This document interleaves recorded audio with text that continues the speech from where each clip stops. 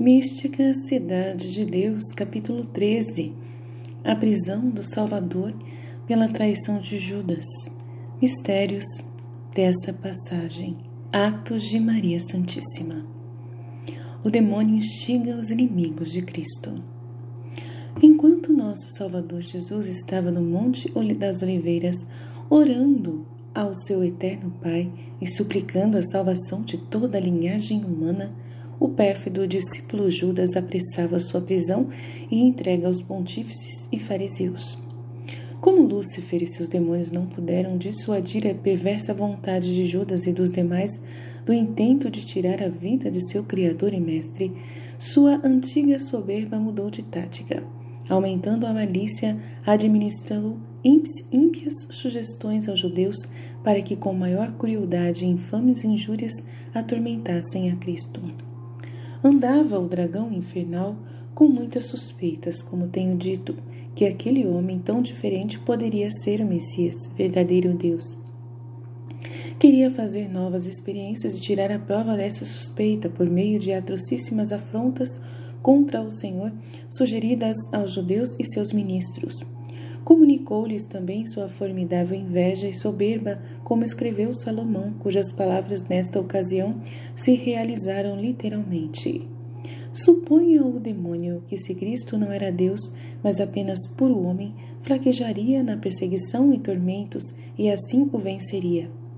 Se era Deus, mostrá-lo-ia, livrando-se por meio de novos milagres. Judas conduz o bando inimigo de Jesus. Com essa ímpia temeridade se adiçou também a inveja dos pontífices e escribas. À instância de Judas, depressa reuniram muita gente, soldados, gentios, um tribuno, muitos judeus.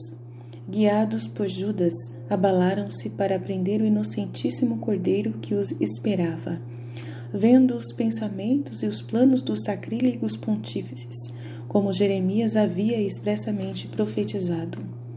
Todos estes ministros da maldade saíram da cidade em direção ao Monte das Oliveiras, armados e prevenidos de cordas e cadeias.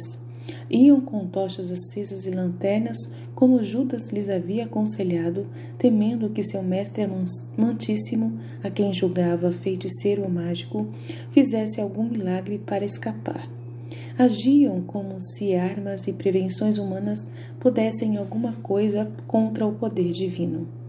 Se Jesus quisesse, poderia usar dele, como havia feito outras vezes, antes de chegar a hora marcada para se entregar livremente à paixão, afrontas e morte de cruz. A união faz a força.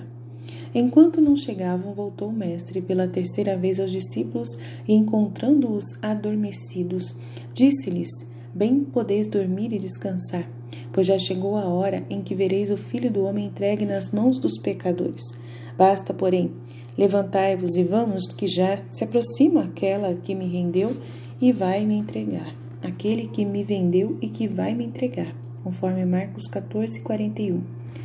O mestre da santidade disse estas palavras aos 3 apóstolos mais privilegiados, sem repreendê-los com rigor, mas com suma paciência, mansidão e suavidade, pois estavam perplexos, sem saber o que responder. Os 3 levantaram-se e voltaram a se reunir com os outros 8, no lugar em que os tinha deixado, e que também dormiam vencidos pelo sono e grande tristeza. Ordenou o Divino Mestre que todos juntos, sob sua direção, saíssem ao encontro dos inimigos. Com isto, ensinou-lhes a força que tem uma comunidade unida para vencer o demônio e seus sequazes.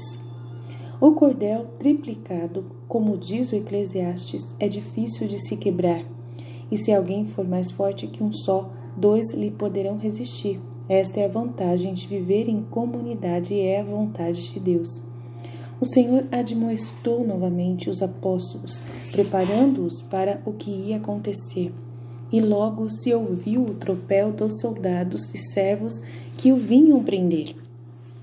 O Redentor adiantou o passo para lhes sair ao encontro e intimamente, com incomparável sentimento, majestosa coragem e suprema deidade, disse: paixão desejada por minha alma. Dores, chagas, afrontas, penalidades, aflições e morte ignominiosa, vinde depressa, que o incêndio de amor que tenho pela salvação dos mortais vos espera. Chegai ao mais inocente entre todas as criaturas. Ele conhece vosso valor, vos procurou, desejou, pediu e vos recebe voluntária e alegremente. Conquistei-vos com a ânsia de vos possuir e vos aprecio pelo que mereceis. Quero desagravar o desprezo em que caíste e vos reerguer a um posto e dignidade eminente. Venha a morte para que, aceitando-a, sem a merecer dela triunfe, e mereça a vida para os que a receberam como castigo do pecado. Permito que meus amigos me abandonem, pois só eu quero e posso entrar no combate, cuja vitória ganharei para todos. O pecado de Judas. Enquanto o autor da vida dizia estas razões, adiantou-se Judas para dar aos seus esbirros o sinal combinado, conforme Mateus 26:48. O mestre seria aquele a quem saudasse com o ósculo da paz. Conforme era costume que o prendessem logo e não se enganassem prendendo outro. O infeliz discípulo usou de todas estas cautelas tanto por cobiça do dinheiro, do ódio que concebera contra o seu divino mestre, como também por medo. Pareceu ao desgraçado que, se Cristo, nosso bem, não morresse naquela ocasião, inevitavelmente teria que defrontar-se novamente com ele. Temendo esta vergonha, mais do que a morte de sua alma e de seu divino mestre, desejava apressar o fim de sua traição e garantir a morte do Redentor nas mãos dos seus inimigos. Aproximou-se, pois, o traidor do mansíssimo Senhor e, como insigne artífice da hipocrisia, com fingida amizade, beijou-lhe a face, dizendo: Deus te salve, mestre, conforme Marcos 14:45. Com este gesto tão aleivoso, encerrou-se o processo da perdição de Judas e se justificou a causa de Deus.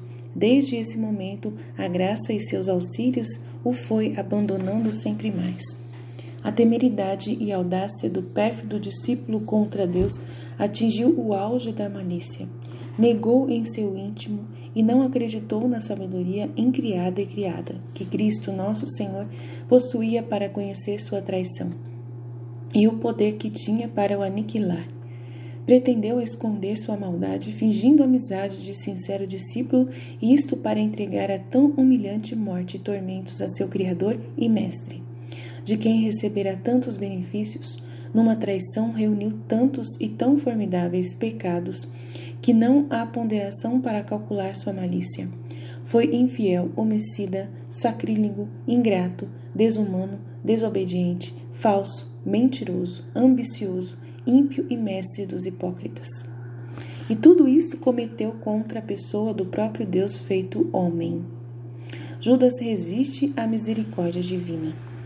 Da parte do Senhor ficou justificada a equidade de sua justiça e a sua inefável misericórdia, cumprindo-se de modo eminente as palavras de Davi, conforme no Salmo 119:7. Eu era pacífico com os que aborreciam a paz, e quando lhes falava, me acusavam sem motivo. Essas palavras se realizaram quando, ao ser beijado por Judas, o divino mestre amorosamente lhe perguntou: Amigo, a que vieste? E, por intercessão de sua Mãe Santíssima, enviou ao coração do traidor discípulo nova e claríssima luz, com a qual entendeu a maldade atrocíssima de sua traição e o castigo que o esperava, se não se retratasse com sincero arrependimento. Se assim quisesse fazer, encontraria misericórdia e o perdão da divina clemência. Judas entendeu que aquelas palavras eram como se Jesus lhe dissesse ao coração: Amigo, vê que te perdes e inutilizas minha liberal mansidão com esta traição.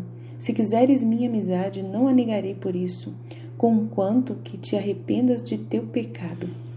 Pondera a tua temeridade, entregando-me com o ósculo de falsa paz e amizade. Lembra-te dos benefícios que recebeste de meu amor e que sou filho da Virgem, da qual também foste tão estimado. Entre meus apóstolos e admoestado com conselho de amorosa mãe. Só por causa dela não deverias cometer a traição de vender e entregar o seu filho, pois ela nunca te ofendeu. Sua benigna caridade e mansidão não merecem que lhe faças tão enorme ofensa. Mas ainda que já a cometeste, não desprezes sua intercessão, que por ela te ofereço o perdão e a vida, pois muitas vezes ela já me fez este pedido a teu favor. Tenha certeza que te amamos, porque ainda tens oportunidade de esperança, e se não, merecerás que te abandonemos à eterna pena e castigo. Esta semente tão divina não medrou no coração do infeliz discípulo, mais duro que diamante e mais desumano que uma fera, resistindo à divina clemência, caiu no desespero, como direi no capítulo seguinte. Os 2 esquadrões, dado o sinal pelo ósculo de Judas, defrontaram-se o Senhor da vida e seus discípulos com a tropa de soldados que vinha prendê-lo. Frente a frente estavam os 2 esquadrões mais opostos e diferentes que jamais houve no mundo. De um lado, Cristo nosso Senhor, Deus e homem verdadeiro, chefe de todos os justos, acompanhado de 11 apóstolos de sua igreja, assistidos por inumeráveis exércitos de espíritos angélicos que, admirados do espetáculo, bendiziam e adoravam. De outro lado vinha Judas, autor da traição, armado pela maldade e hipocrisia, com muitos ajudantes judeus e pagãos para executá-la com a maior crueldade. Neste esquadrão vinha Lúcifer, com um grande número de demônios, instigando e ajudando Judas e seus aliados para, sem temor, deitarem as mãos sacrílegas em seu Criador. O Salvador, com admirável desejo de sofrer, com grande coragem e grandeza, lhes disse: A quem buscais? Responderam eles: A Jesus Nazareno. Replicou o Senhor: Sou eu.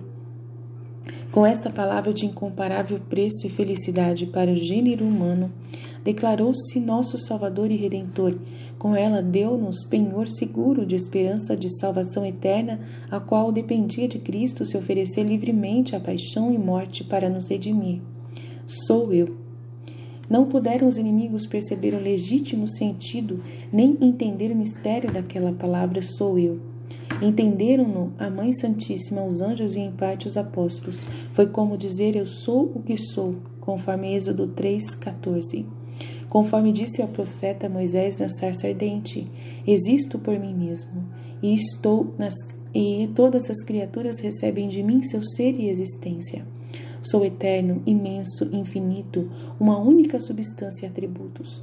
Fiz-me homem, ocultando minha glória para redimir o mundo pela paixão e morte que me quereis dar.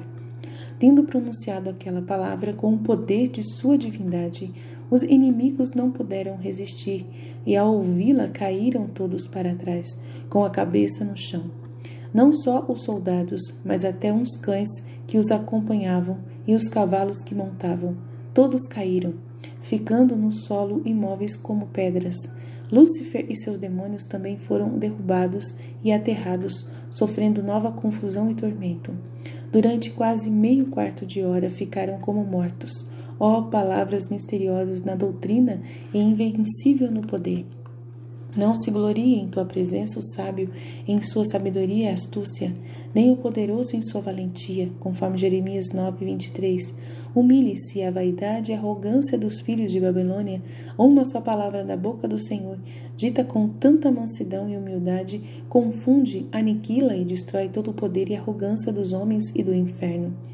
Entendamos também, os filhos da igreja, que as vitórias de Cristo se alcançaram proclamando a verdade, dando lugar à ira divina, praticando sua mansidão e humildade de coração, vencendo pelo entregar-se com simplicidade de pombas, com paz e docilidade de ovelhas, sem a reação de lobos iracundos e carniceiros. Jesus se entrega. Nosso Salvador e os 11 apóstolos ficaram a olhar o efeito de sua divina palavra na prostração daqueles ministros da maldade. Com um semblante entristecido, o mestre contemplou o retrato do castigo dos réprobos, mas ouviu a intercessão de sua Mãe Santíssima para deixá-los levantar, pois a divina vontade tinha determinado que assim acontecesse por meio da oração da Virgem.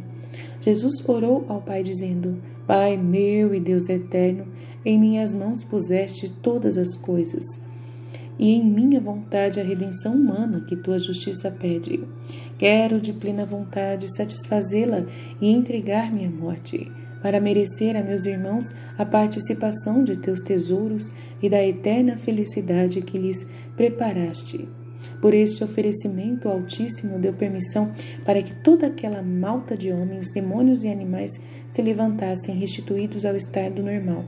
O Salvador perguntou-lhe segunda vez: a quem procurais? Responderam novamente: a Jesus Nazareno. Replicou o Senhor com toda a mansidão: já vos disse que sou eu. Se buscais a mim, deixai ir a estes que estão comigo.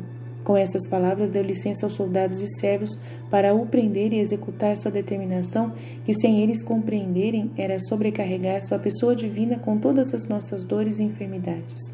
Conforme Isaías 53:4. Reação de São Pedro. O primeiro que audaciosamente se adiantou para prender o autor da vida foi um criado dos pontífices chamado Malco. Ainda que os apóstolos estivessem perturbados e aflitos pelo medo, São Pedro acendeu-se mais do que os outros. No zelo pela honra e defesa de seu divino mestre, puxou de uma espada que trazia e desferiu um golpe sobre Malco, decepando-lhe uma orelha, conforme João 18:10. O golpe pretendia ferimento maior, não fosse a providência do mestre da paciência e mansidão em desviá-lo. Não permitiu o Redentor naquela ocasião a morte de alguém, a não ser a sua, com as suas chagas, sangue e dores. Se a aceitassem, vinha dar a todos a vida eterna como resgate do gênero humano. Tão pouco concordava com sua vontade doutrina que sua pessoa fosse defendida com armas ofensivas e que este exemplo ficasse em sua igreja, para ela não se defender pelo mesmo sistema. Para confirmar o que havia ensinado, tomou a orelha cortada e a restituiu ao seu lugar mais perfeitamente do que antes. Depois repreendeu São Pedro, dizendo-lhe, em João 18:11, torna a embainhar sua espada, porque todos os que usarem dela para matar por ela também morrerão. Não queres que eu beba o cálice que meu pai me deu? Pensas que eu não lhe poderia pedir muitas legiões de anjos para me defender e logo ele me enviaria? Mas, então, como se cumprirão as escrituras e profecias? Conforme Mateus 26:5-3. As armas da igreja são espirituais. Com esta amorosa correção, São Pedro, chefe da igreja, ficou instruído que as armas para sua propagação e defesa seriam sempre espirituais, que a lei do Evangelho não ensinava a combater, a vencer com espadas, mas sim com a humildade, paciência, mansidão e caridade perfeita, armas que vencem o demônio, o mundo e a carne. Mediante estas vitórias, a virtude divina triunfa de seus inimigos e da potência e astúcia deste mundo. Atacar ou se defender com armamentos não é para os seguidores de Cristo nosso Senhor, e sim para os príncipes da terra proteger suas possessões terrenas. A espada da Santa Igreja é espiritual e atinge as almas antes que aos corpos. Voltou-se Cristo nosso Senhor a seus inimigos e servos dos judeus, e com grande majestade lhes disse: Vindes prender-me como se fora um ladrão, com armas e lanças. Todos os dias estava entre vós ensinando e pregando no templo, e não me prendestes. Esta, porém, é vossa hora e a do poder das trevas, conforme Mateus 26:5-5, Marcos 14:48 e Lucas 22:5-3. Todas as palavras de nosso Salvador eram profundíssimas nos mistérios que encerravam, principalmente as que proferiu durante sua paixão e morte, mas não é possível compreendê-los todos, nem explicá-los. Última advertência de Cristo. Bem poderiam aqueles ministros do pecado abrandar-se e confundir-se com esta repreensão do Divino Mestre. Tal não aconteceu, entretanto, porque eram terra maldita e inútil, sem o orvalho das virtudes e da verdadeira piedade. Apesar disso, quis o Senhor ensinar-lhes a verdade até aquele instante. Sua maldade não teria desculpa, pois na presença da suma santidade e justiça, os pecados que estavam a cometer não ficaram sem correção, instrução e remédio, se o quisessem aceitar. Ao mesmo tempo, ficaria conhecido que ele sabia tudo o que deveria acontecer e de livre vontade se entregava à morte e aos que lhe a preparavam. Por essas razões e por outros fins altíssimos, disse Jesus aquelas palavras, quis tocar-lhes o coração como quem o penetrava e conhecia a malícia e ódio que lhe votavam e a causa de sua inveja.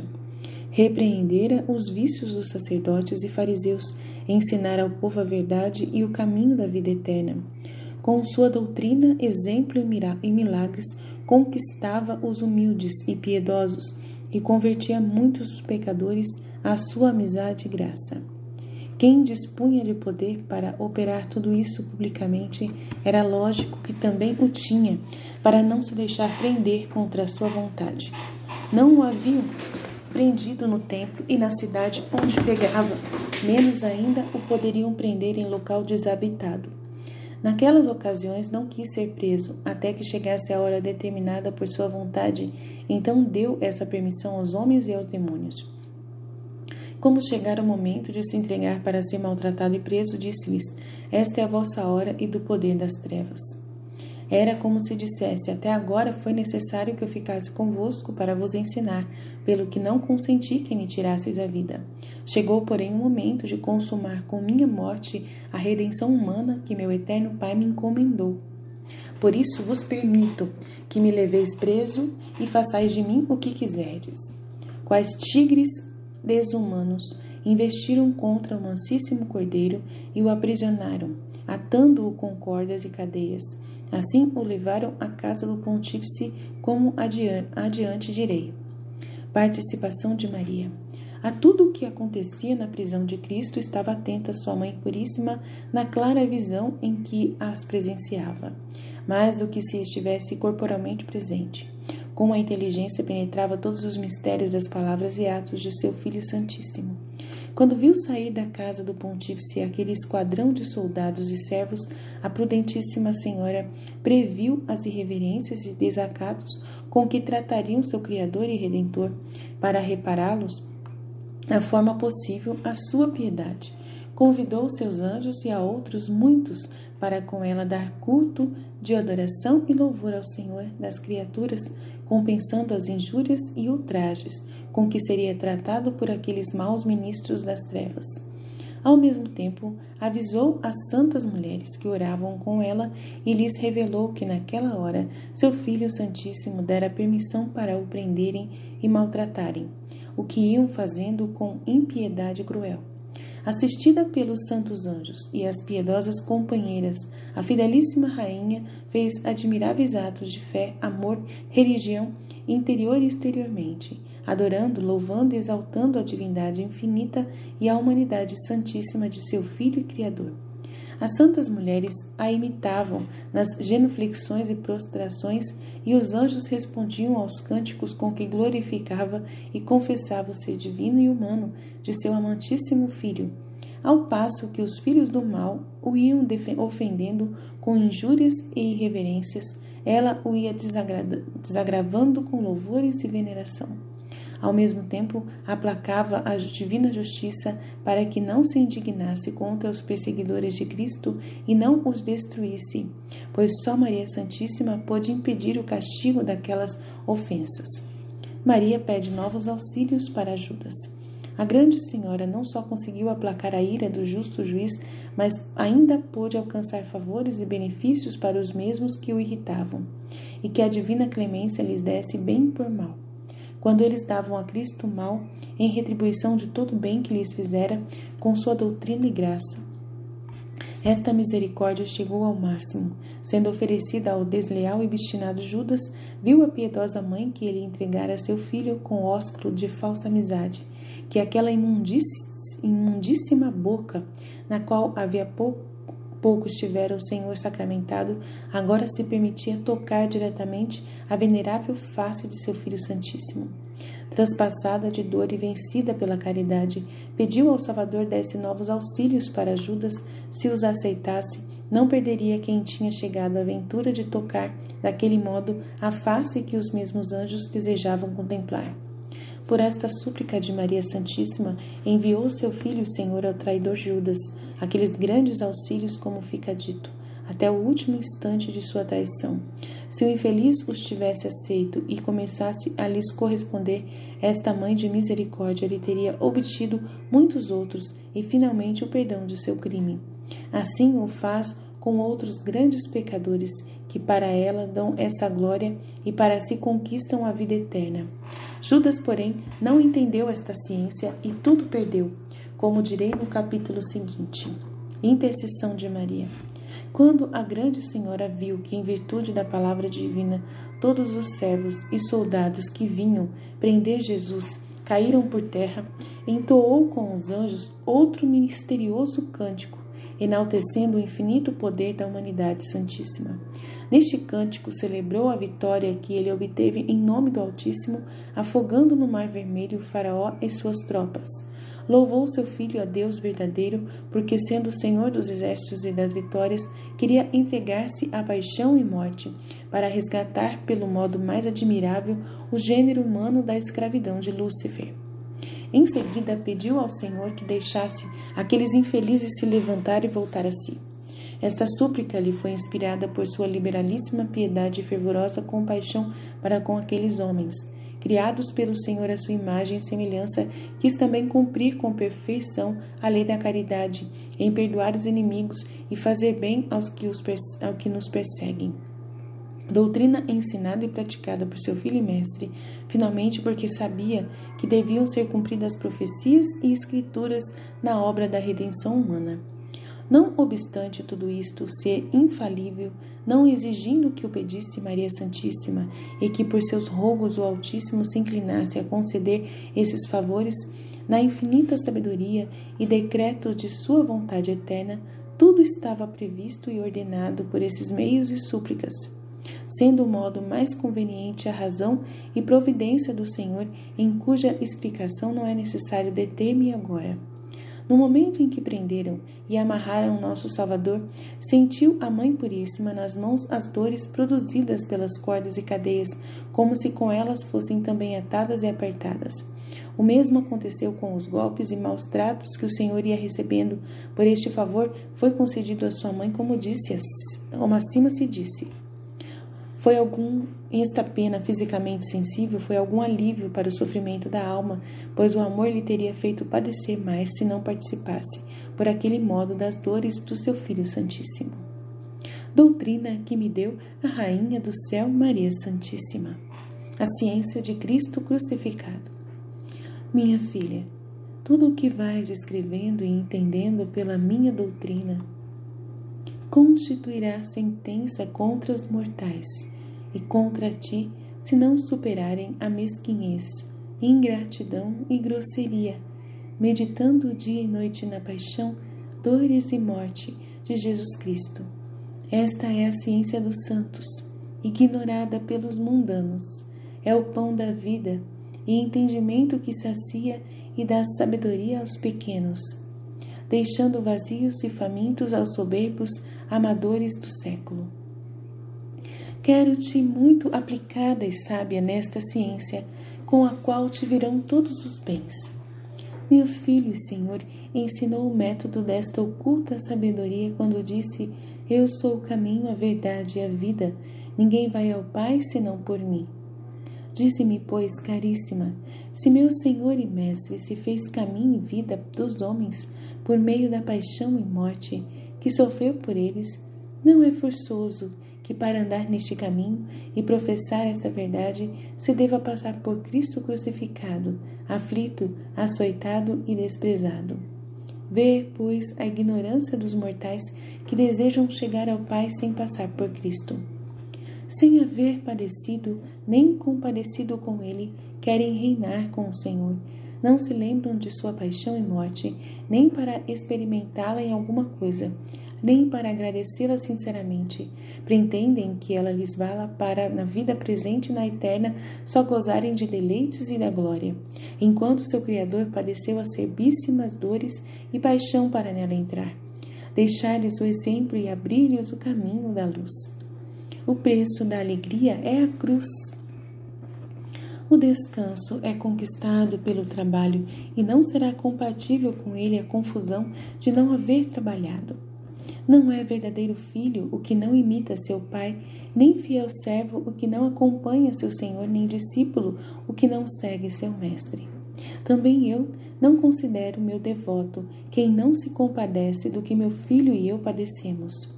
O amor com que procuramos a salvação dos homens nos obriga, ao vê-los tão esquecidos desta verdade e tão avessos a padecer, a enviar-lhes trabalhos e penalidades. Já que não os amam livremente, pelo menos aceitem-nos e soframos, obrigados, por este modo, entrem no caminho certo do descanso eterno que desejam. Apesar de tudo isso, ainda não despertam. O cego amor e inclinação pelas coisas visíveis e terrenas os retarda e embaraça. Torna-lhes o coração insensível e lhes rouba toda a memória, atenção e afetos com que poderiam elevar-se acima de si e das coisas transitórias. Daqui procede que nas tribulações não encontram alegria, nem alívio nos trabalhos, nem consolo nas penas, nem gozo na adversidade, nem tranquilidade alguma. Têm aversão por tudo isso, não querem que lhes seja penoso, como desejavam os santos que se gloriavam nas tribulações. Como quem conseguia satisfação de seus desejos, em muitos fiéis tal ignorância é ainda maior. Alguns pedem ser abrasados no amor, outros suplicam o perdão de suas muitas culpas. Estes que lhes concedam muitas graças, nada se lhes pode dar, porque não o pedem em nome de Cristo nosso Senhor, imitando-o e acompanhando-o em sua paixão. A cruz, caminho de perfeição. Abraça, pois, minha filha, a cruz, e fora dela não aceites consolação alguma em tua vida mortal. Pela paixão sentida e meditada, subirás ao cume da perfeição e adquirirás o amor de esposa. Imita-me muito nisso, segundo a luz que recebes e a obrigação que te confio. Bendize e enaltece o meu Filho Santíssimo, pelo amor com que se entregou à paixão pela salvação humana. Pouco reparam os mortais neste mistério. Eu, porém, como testemunha ocular, te advirto que na estima de meu Filho Santíssimo teve o primeiro lugar sua ascensão à destra do Pai. Em seguida, nada estimou mais e desejou de todo o coração do que padecer morrer e entregar-se para isso aos seus inimigos. Quero também que lamentes com íntima dor de que Judas, em suas maldades e traição, tenha mais seguidores do que Cristo. Muitos são os infiéis, muitos os maus católicos, muitos são os hipócritas e falsos, que com o nome de cristão o vendem, entregam e novamente o querem crucificar. E o traem. Chora por todos estes males que conheces e compreendes, para também nisto me seguir e me imitar. Fiat.